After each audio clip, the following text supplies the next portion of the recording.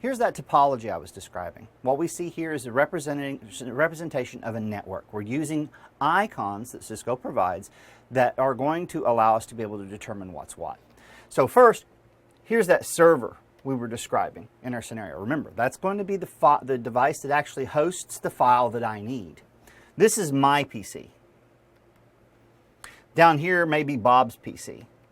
Now remember, we talked about the fact that I wanted to get the file from the server, but first I have to know how to find the server, and it's going to be this concept of addressing that we're going to use to be able to achieve that.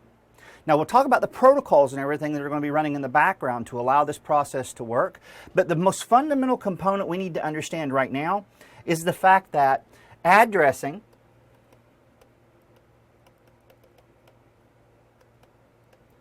comes to us in two flavors.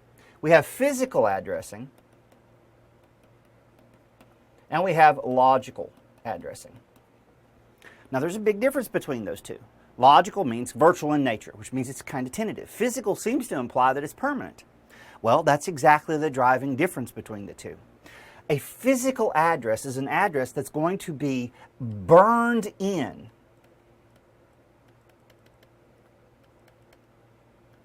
by the manufacturer. It's a numeric value that's assigned to a particular device that's going to participate on the network, whether that be a router, a switch, a network interface card, or anything that's going to use the physical connectivity on a network to communicate.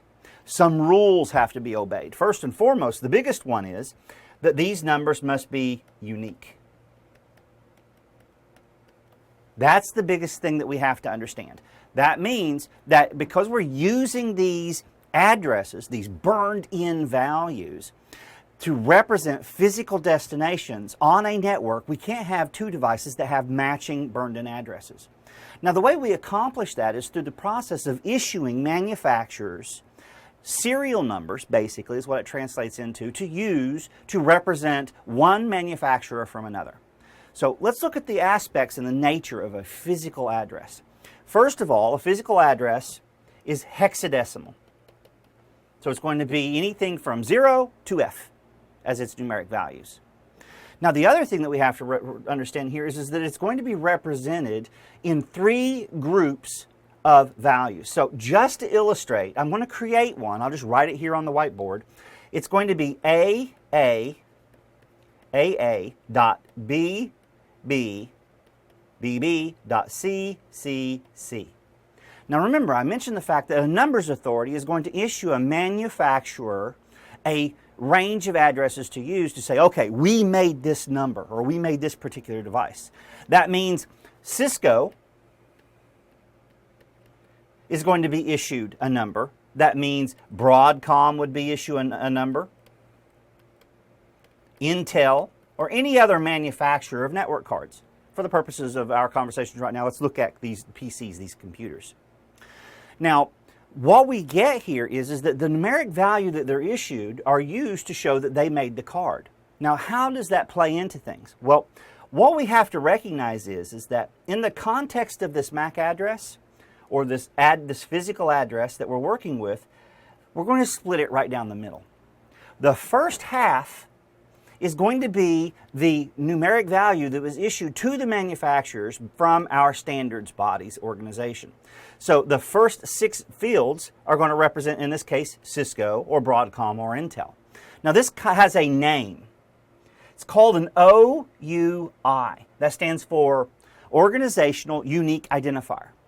And it's going to be a value that is these 6 numeric hexadecimal values that represents 24 bits of information.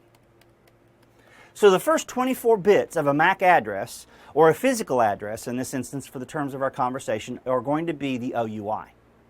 Now the next half is going to be the serial number. Pretty much the first, second, third, fifth, 10th card that we produce as the manufacturer. So in the actual format, if I came up here and said that AA was Cisco, and I wanted to make a network card, what I could actually have happen here is I could have the rest of this be 00.0001. where this is the serial number of the card. And remember, I said these must be unique on our infrastructure. Now, we have the ability to play around with these through a process called MAC cloning. But the main thing that I want you guys to understand is that these physical addresses are in fact burned in. Now, the reason I keep saying MAC, M-A-C, that stands for Media Access Control Number. Now, a MAC address number is going to be the value that's been assigned. So in this instance, for these connections, these are Ethernet connections. Now, we'll talk about different types of connectivity. We'll talk about Ethernet, fast Ethernet, gigabit Ethernet, tens of gigabit Ethernet. We'll talk about fiber optic connections. We'll talk about serial connections when the time comes. But the main thing that I want you to understand right now is that in this network that we have here, everything's running Ethernet. So all of our layer 2 physical or burned in addresses are going to be MAC addresses. Now, the interesting thing here is notice that I have this device right here. That's a router. This is a switch, but notice these two little dealy bobs right here, these little bunny rabbit ears that we have on this device. That tells us that this device is wireless. So it's going to be sending wireless communication. It's going to be sending data via RF radiation. Now, this right here is a laptop. Let's pretend that it's my MacBook. So what will end up happening is that I have a receiver that can pick up these signals and also transmit my own so that now I can send data through the air. I'm not bounded to a physical media. Now, the reason that I'm pointing this out is that if I have my laptop in my network here in my studio and I'm on the internet and I'm communicating with devices in the wireless network that I have set up here in my studio, my MAC address is assigned to my laptop. Now, if I pack my laptop up and I go to the library and I plug into the library's network or access the library's wireless network, what I want you to understand is my MAC address, my Media Access Control address, does not change. It's burnt into the card. So it's static in nature. Now, obviously, I told you that we can manipulate it, and later in our conversations, especially in ICND2, we'll talk about that exact process. But what I want you to understand is that MAC addresses are very much like Social Security numbers here in the United States. And if you're not from the United States, I'll use another analogy that you could possibly understand a little bit better. Think of it as GPS coordinates. Now, I could live on a street. Now, the street or the city could come in and change the name of my street. Today, I could live on Tinsley. Tomorrow, I could live on Hoosie-Watsits Avenue. That I have no control over. But what you need to understand is that my house has a physical location on the planet Earth. That would be that representation of a GPS coordinate. Well, that GPS coordinate is not going to change because it's stored specifically or associated specifically to the plot of land where my home is built. Now, obviously, if I have a mobile home, I can move from location to location and the physical location may change. That's why that's not as much as a good analogy as the Social Security number that we use here in the United States. A human, I have a son, the moment my son is born, he is assigned a Social Security number. And that Social Security number will be his for the duration of his lifetime. And that Social Security number is going to be what the state or the federal government uses for purposes of taxes or for the purposes of any type of programs that my son may take part in throughout the course of his entire life. Now, looking at it that way, if my son were to move, turns 18, goes to college, gets married, and buys his own home somewhere else, that number is still going to stay with him. But he may move from here where his address is such and such, Tinsley Avenue, and he may move somewhere where his address may be Main Street. Now, the reason that I'm drawing this analogy is the physical address, the equivalent of the Social Security number or the GPS address, is pretty constant, where the logical address structure that we're going to be talking about may and can vary significantly. So let's take the next step here. Let's look at what's going on with regard to, first, assigning physical addresses. I'm just going to make my life easy here. I like making my life easy. what we'll do is this PC or this computer right here, this is mine. This is Terry's PC. This is Bob's PC. Remember, we talked about Bob. I want to make certain that Bob doesn't get my information. And I also want to make certain that I can locate the server. And I'm going to use an address to be able to do that. Well, what you need to understand is we're technically going to use both the physical and the logical address. We're not talking about networking right now. I just want you to understand how these addresses are assigned to devices. So when we look at this, from a 30,000-foot view, let's pretend that the server has a physical address of 0000000000001. My computer has a physical address of 00000000002. And let's say Bob has 3. Now obviously these are not realistic MAC addresses or physical addresses. They're just used for the purposes of our theoretical conversations. Now what we want to recognize here is that when I want to communicate with a device on an Ethernet segment, I am going to communicate via MAC addresses, via the physical addresses. But the problem is I don't know the server's address. I don't know Bob's address. So how do I find that? Well, we need to talk about the logical addresses first.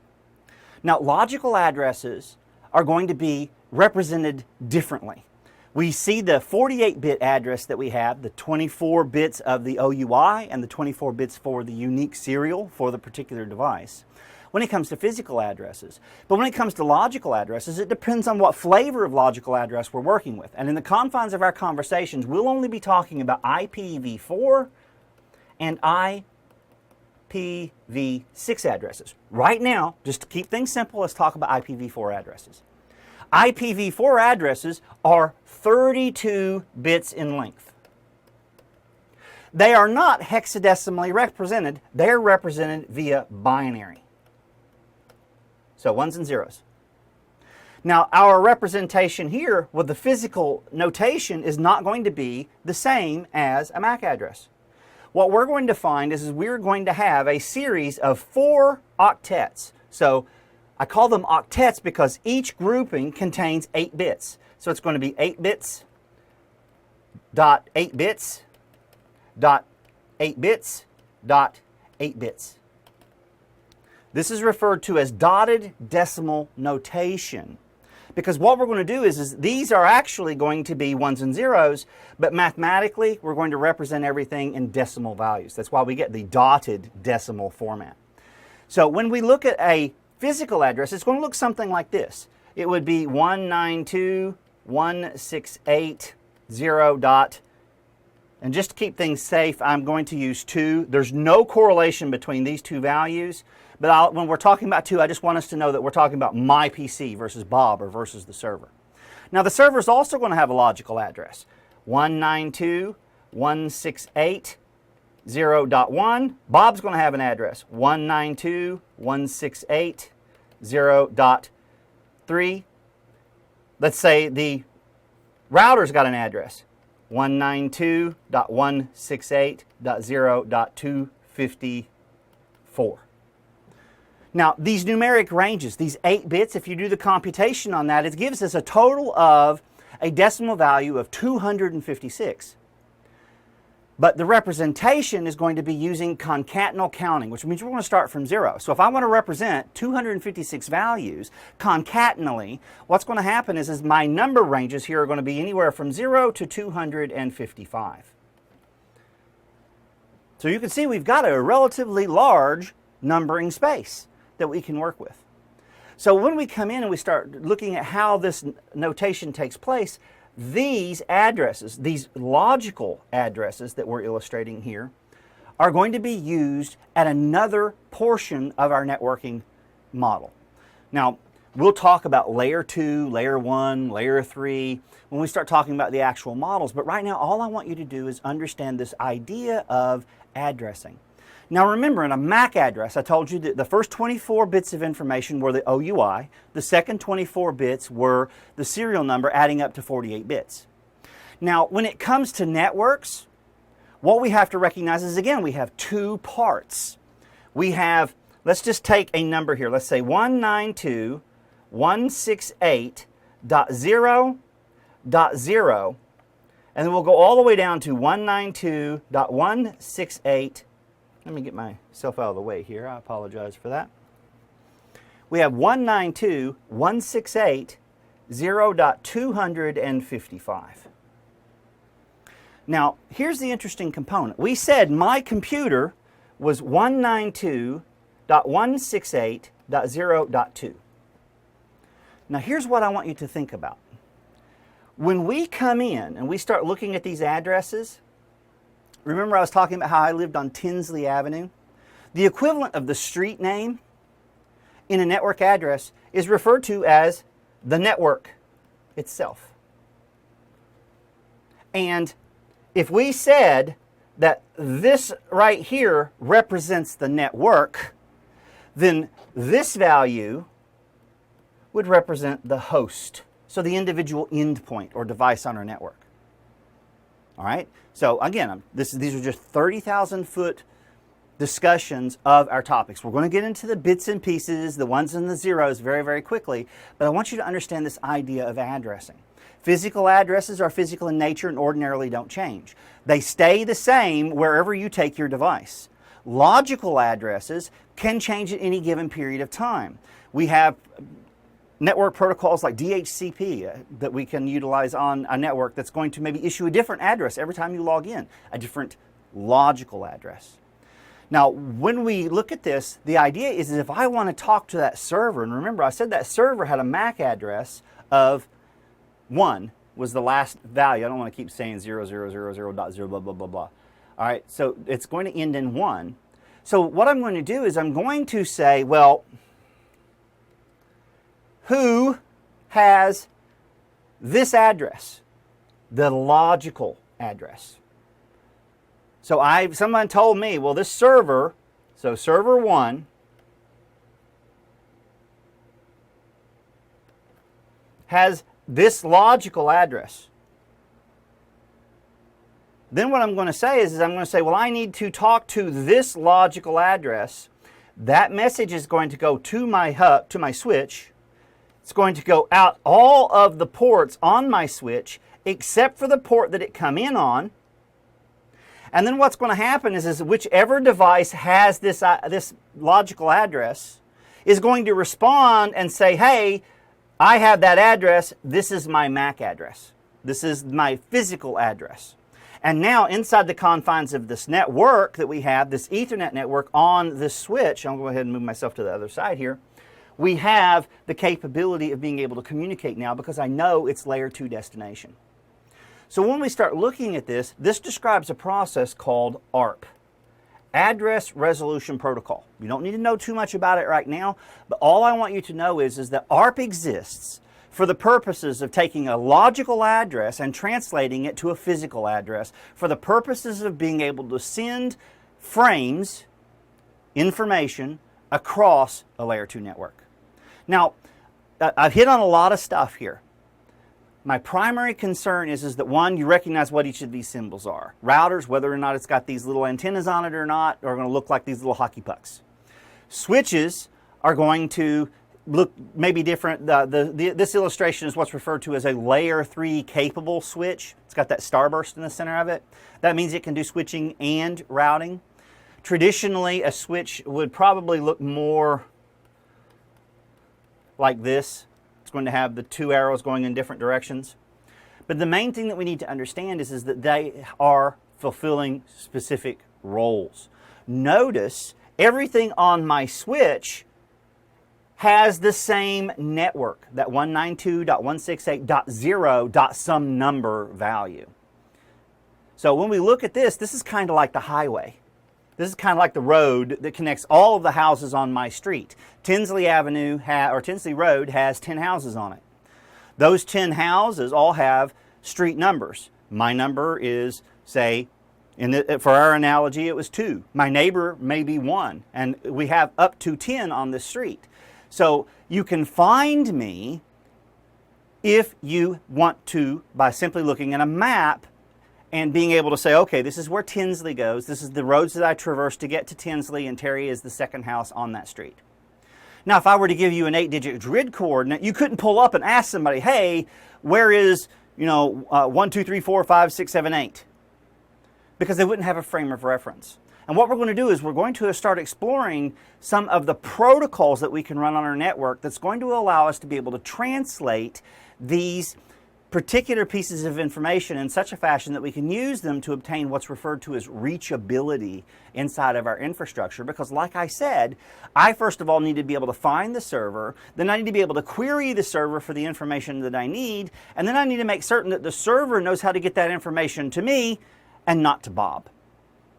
So that's what we're going to be looking at in a nutshell. Let's take the opportunity to dive in and look at some of the actual features, protocols, and capabilities that we have inside of our networks by taking a look at Module 3, which is going to be our services that we can run on our networks.